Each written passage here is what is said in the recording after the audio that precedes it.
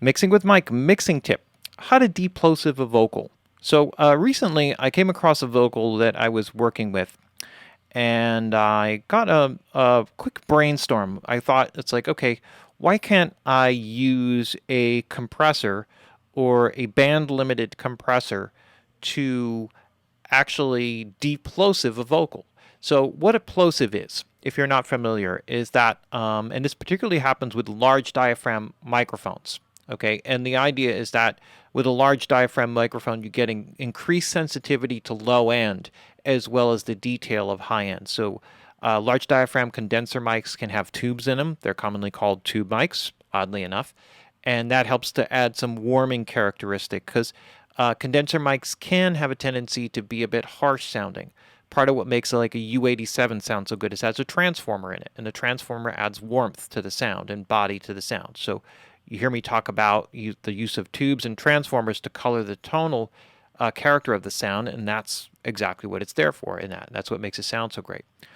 Getting past all the technology, with all of these different microphones, you may have plosives. And what this is that when there are certain words, like P's in particular, that can push air outward. So if I'm talking into my microphone and I start using P, power, poop, pop, pop, I can't even make it really work.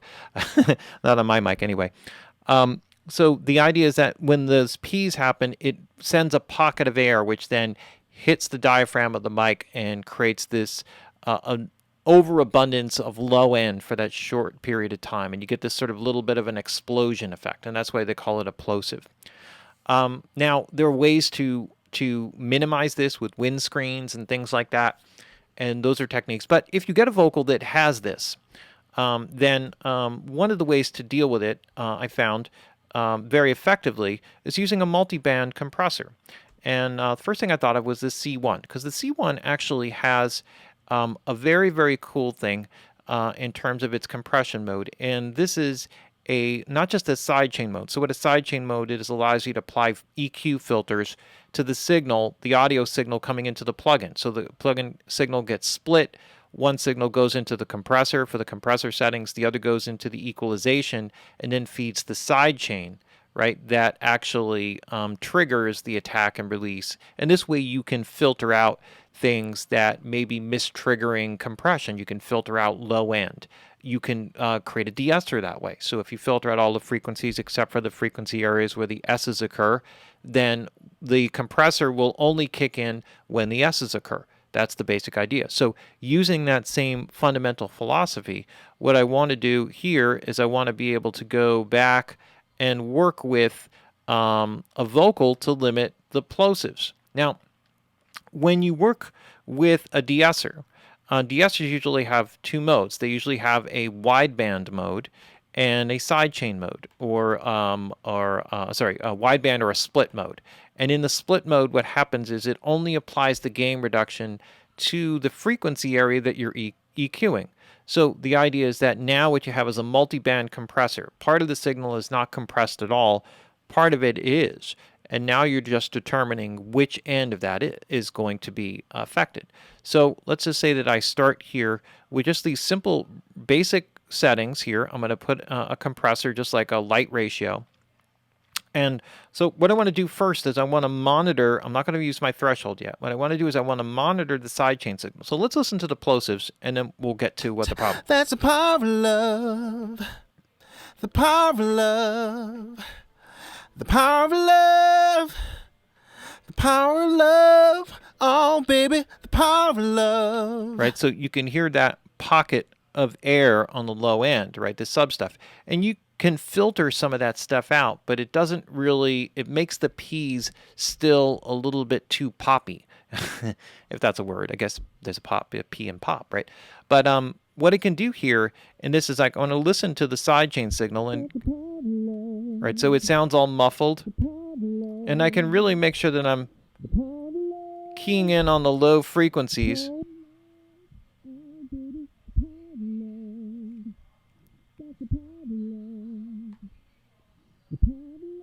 Okay, so now I can hear where that's my trigger signal, right? So that's the sidechain signal. So that's the low end that's coming in.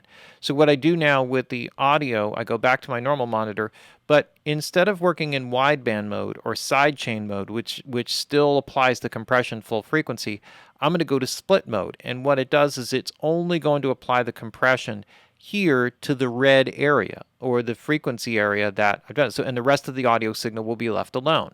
So let's see. That's the power of love. The power of love. The power of love. The power of love. Oh, baby, the power of love.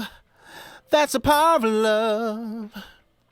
The power of love. So I'm going to increase the release The time. power of love. Oh, oh. So the one thing that's different about S's from plosives is that they're a little bit more sustaining. So I'm going to increase my release time here. And let's see. That's the power of love. Increase the The attack. power of love.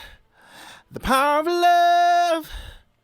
The power of love. Oh, baby, the power of love. That's the power of love. Increase the ratio. The power of love. The power of love. Oh, oh. What's the purpose? So I'm going to go back here. I'm just going to increase my attack. So That's the power of love. The power of love. The power of love. The power of love. Oh, baby, the power of love. That's the power of love. The power of love. The power of love. Oh, oh. So I'm trying to find like that right threshold here, and ratio combination gives me the amount of gain reduction.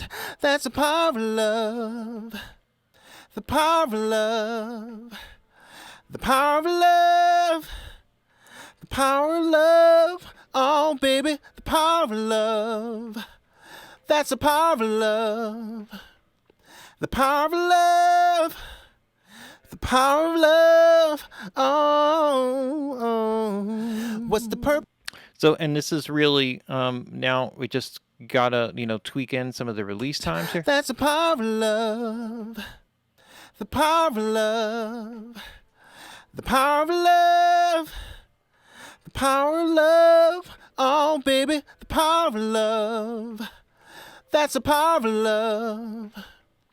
The power of love. The power of love. Now when I go ahead and I apply the high pass filter after that, it all of a sudden comes through much more clearly. What I was really struggling or fighting, not struggling, but kind of working with here was getting it so that it was not just triggering on a lot of the regular words, but specifically triggering on the P's. So I can increase the threshold, bring the threshold up so it's triggering more for those, and then increase the ratio if I want more gain reduction. So very, very cool way of working with it. And then if you apply the filtering after that, not before, then you can actually help to get keep everything really nice and tight, and not have to go through and try to remove those plosive or those P pops one at a time, because that can take a lot out of you in terms of editing work. All right, there's our mixing tip of the week: how to de-plosive a vocal and get rid of the P's. All right, that's our mixing tip of the week.